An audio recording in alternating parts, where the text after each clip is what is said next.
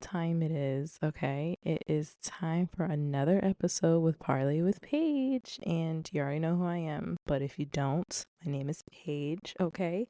And this podcast is just about talking about motherhood and my journey and what advice I have to give. And of course, this is for the fathers too who decide to just take that role on as a mom. And let me tell you something. Today, we are talking about celebrating everyone as a parent. And that means whether you're a bio mom, an adoptive mom, a stepmom, and even a father who took on the role of motherhood. It's time to celebrate us because that unconditional love that we give our kids just binds our families together. So let's just jump into these little roles right quick.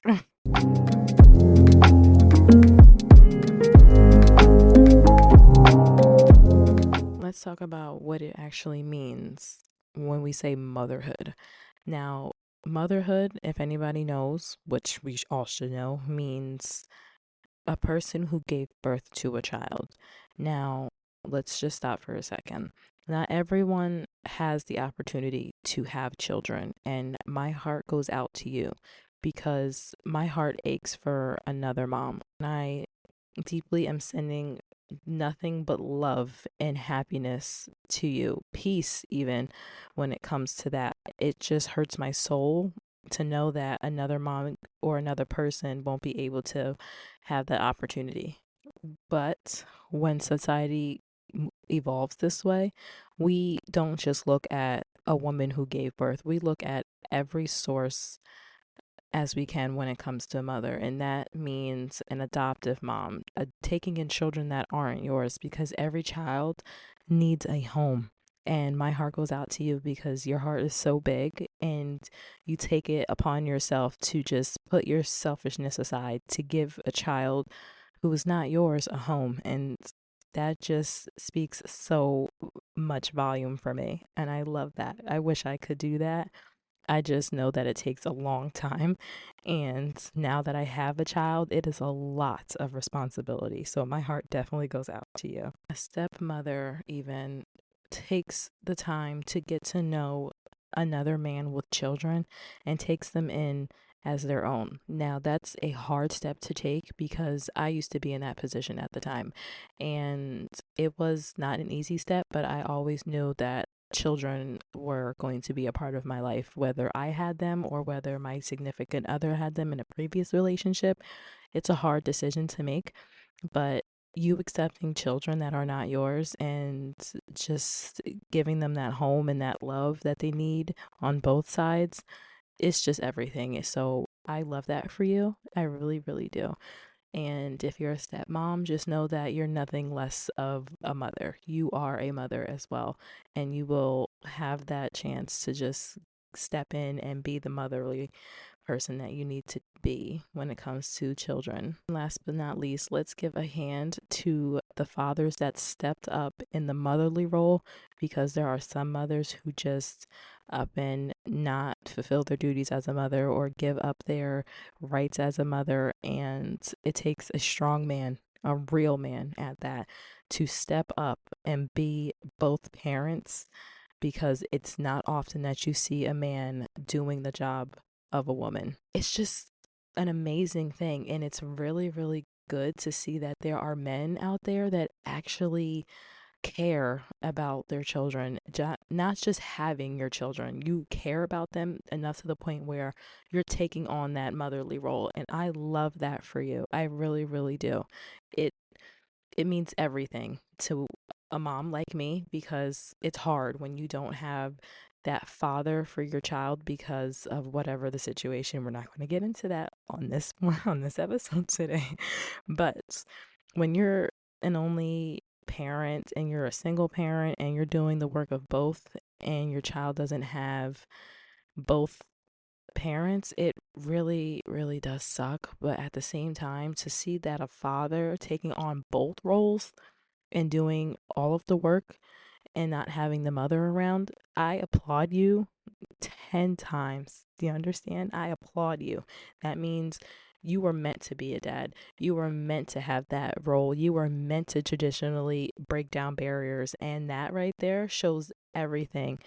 And I know this is not a religious thing, but the man upstairs is applauding you too, and he knew exactly what he was doing when he shaped you for this world. Let's talk about the emotional landscape of motherhood slash fatherhood. So, as you guys know, that motherhood is literally an emotional roller coaster. You are going from the enjoyment to fulfillment to anxiety to self doubt. It's literally a roller coaster of emotions. You don't know what to feel. And in my case, I was excited, I was upset, I was anxious.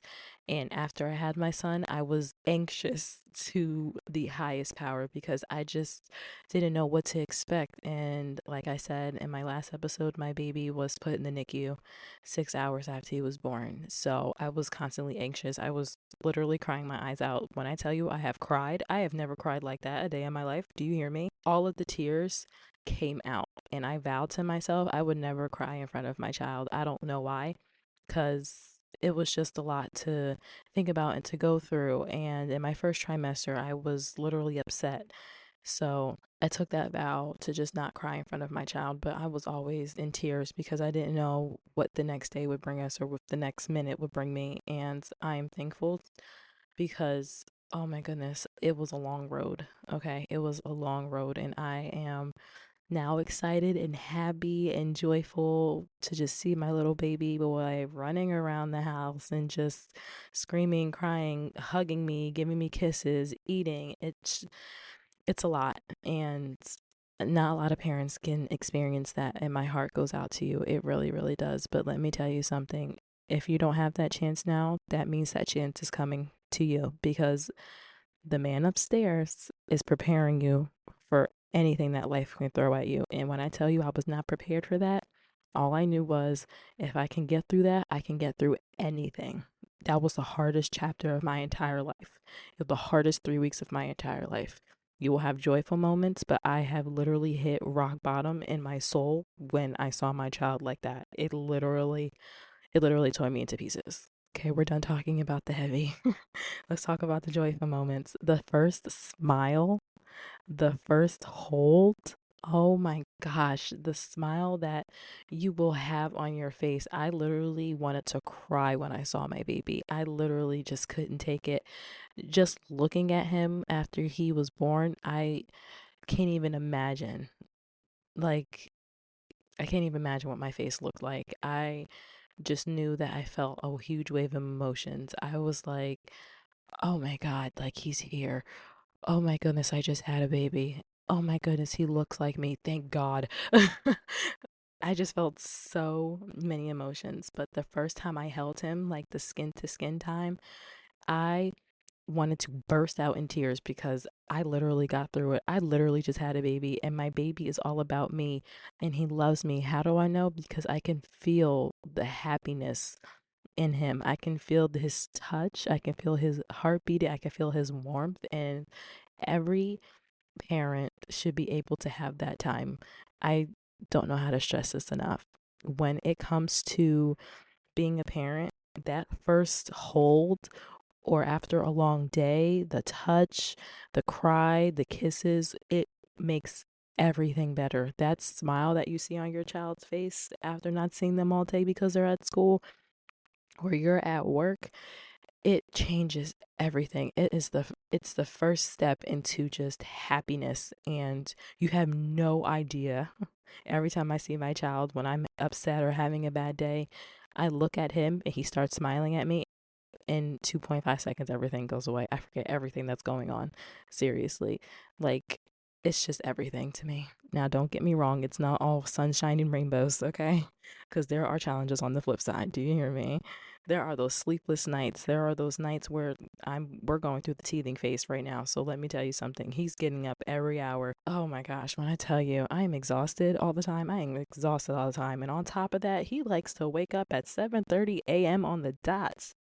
I don't know where he got this morning person syndrome from, but let me tell you something. Absolutely not. Mommy's not a morning person. Wake me up at 12 p.m., please, because I don't do that. But I mean, I wake up, I get my coffee, I'm okay.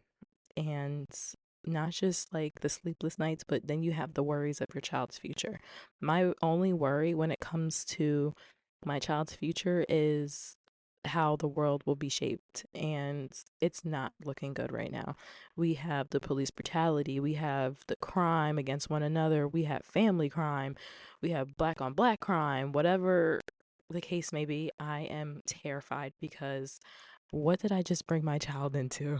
It's not going to get any better, but I try and shield my kid from violence on TV, the negative music, anything like that. I try and shield him from it. Even though he's only 7 months, I just try and shield him from everything. And I know I can't do that because when he's not with me, he's going to see it for himself. And my biggest regret probably would be not writing him a letter when I was pregnant with him. I'm still kind of stopping myself from doing so because he needs to know about his father. He needs to know what happened, and I don't want him to feel some type of way because I have this feeling of anxiety and I'm kind of sad about it and it makes me upset. But that's a challenge that I'm really facing right now is just the what ifs and him asking about his father and what happened. And I don't want him to blame himself because it's not him. It's really not him. And it hurts me because I don't have the opportunity to just dive into someone's mind and find the real reason and report back to my son, like, hey, this is what's going on. Every child needs to see it for themselves. And I'm glad that at a young age, my child sees that I'm here for him. I love him. I'm always going to be here without a doubt. I was here from the very beginning and I'm going to be there to the very end. There's no doubt about it. So, when it comes to parenthood, you're going to have that emotional landscape. You're going to have a whole palette of emotions. And whatever day you're feeling these emotions, paint that picture and it's going to be okay. All you know is that when it's time to debrief, look at your child, wait for that smile, ask for a hug, because let me tell you something, it's going to be worth it. Now let's dive into support systems. I will never get enough of my support system.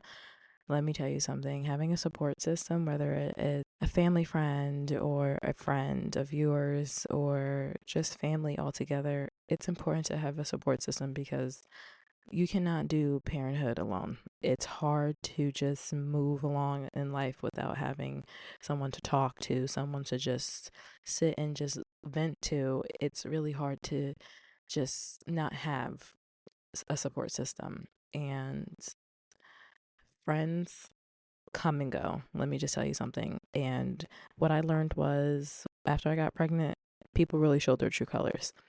Friendships ended, new friends were made, and it's crucial to know who really stands close in your life as well as family. Like, let me tell you something. I was pregnant, everybody wanted to be involved, and even family members I don't really particularly mess with wanted to be involved and wanted to be around my child. And let me tell you something, I'm not fake. If I don't like you, it's not happening, babe. I'm gonna keep it 1,010%, 100 with you. I we don't play that. And I'm not going to instill fakeness into my child, whether it's just to be happy for a minute and then just let it go. I'm not doing that. I'm not playing with that. Also, look for your community sources. That means like online forums and local parenting groups. My personal favorite is Peanut or Facebook groups. And since I have a boy, I usually try and join boy mom groups only because they know what's best. They know what's going on over there. They can relate because our children were born around the same time. So that's definitely a thing. But definitely please have your support system, especially for dads. It's hard to find dads that can relate and just have the same bond as you, but definitely keep looking and definitely just make sure to have that support system. That is a crucial thing for mothers and for fathers, especially fathers, because they're taking on a new role. They don't know what they're doing. So definitely have that support system. It definitely reduces your stress. Let me tell you something. If anyone has ever told you that balancing work life and family life is easy, they surely lied to you. After I came home with my child from being in the NICU, it was hard to just adjust back into life. It was hard to just be like, hey, I'm going to go back to work and all of that. I didn't have that time to physically bond with my baby while he was in the NICU. So it took me a while to get back to work. And when I did go back to work, all I could think about was my child. All I could think about was I need to go pump. And I couldn't pump because we didn't have that opportunity to just take a minute to go and do what we needed to do. It takes a lot. Let me tell you something. Every workplace is different when it comes to maternity leave. Just make sure that your hours are flexible when you're trying to ease back into the parenthood of working. And it's hard because some people will say take a year off, get your life together. And I think I'm learning to just take the year off and get my life together. This is my first child. I don't know what I'm doing. I don't know what I want to do next step ahead, but I know that I don't want to just jump in and do full-time jobs while my child is either home with a family member or just at daycare. PSA, I'm not doing daycare. Yeah, it's just hard to just jump back into work knowing that your child is there. And I felt guilty trying to go back to work. I said, no, I can't do that to my baby. Like, I love my kid so much. My child is my life. Literally, if I have to do anything for this baby just to stay by my side, trust me. Also, time management is so important because when you have a baby, an infant up to, let's say, 7 months, because my child is now 7 months, it's hard to manage your time. I can only get things done while my son is sleeping or taking a nap or literally watching Miss Rachel. Shout out to Miss Rachel because let me tell you something. That's his other parent. Oh my gosh. But I can only manage my time so wisely and I try and get everything done as quickly as possible. Like making this podcast for you guys, I'm doing it while he's taking a nap. And it's hard because I have to talk quietly, I have to rush through it, and I talk really fast. So that's also a plus. And last but not least, self care practices. We are never going to stop about the self care. We will never stop it. Okay. It's hard to find self care, it's hard to incorporate self care because your mental health is so important and you don't know what to do. My mindset right now is all about my child, and I know at the end of the day, I need to focus on my health and my mental health and what's going on. It's not selfish to take time for yourself. It's not, because when you're your best self, you're the best for your child, and just know that it's not selfish. It's definitely what you need, definitely what your child needs to keep moving forward and to keep going for the rest of the day. Just know that self-care is not selfish.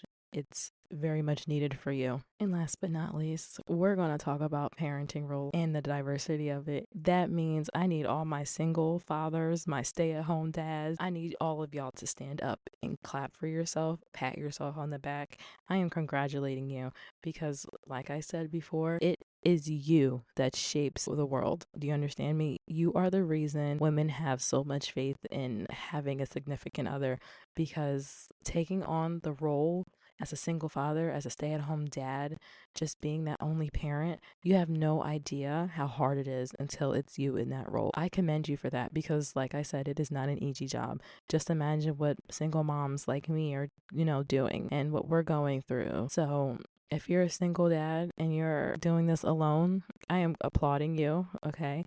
I am welcoming you to the motherhood, okay? And it's not easy. It's really not. And not everyone's situation is different. Some become single fathers due to a divorce or a loss. And if you lost someone, my condolences. Seriously, my heart goes out to you. And there are, in most cases nowadays, for those my age, mothers just give their rights up. They don't want to do what they're supposed to do as a mom. And it's something, a lot of women do feel, but they don't act on it. It has a lot to do with postpartum depression, or it's just I don't know, they don't want the responsibility. This time right here for you, I need you single fathers, you stay at home dads, to clap it up for yourself. If I were there, I would hug you because it's not an easy job. And it's very, very, very, very lovely that you took your time to take your child as one and not Every father feels that way. They put everything on the mom. So if you're a single dad and you're a stay-at-home father and you're doing it alone, I'm applauding you right now. I'm never going to stop applauding you guys because it's not an easy job. I'm never going to stop saying it. It's not easy. It's worth it, definitely 1,010%. But you taking on that challenge as a single father, you're breaking the norms. You're breaking the tradition. You are now a traditional maternal figure, and I love that for you. And now you get to see from a woman's perspective what it's like for those in your position. This was such a great podcast today because I love celebrating us as parents. I really, really do. We we're just shaping the world. We are creating a new future, and this world needs it.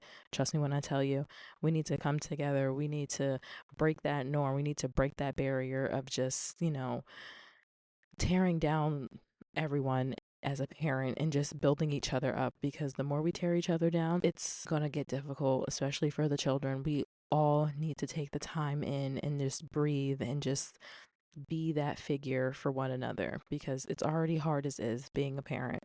We don't need that extra baggage. We don't need that extra negativity or that extra toxicness. We don't need that. But let me tell you something. When you're a mother, a father, whatever you are, a guardian, you are breaking the barrier. You are traditional in every single way. You are loved. You are valued.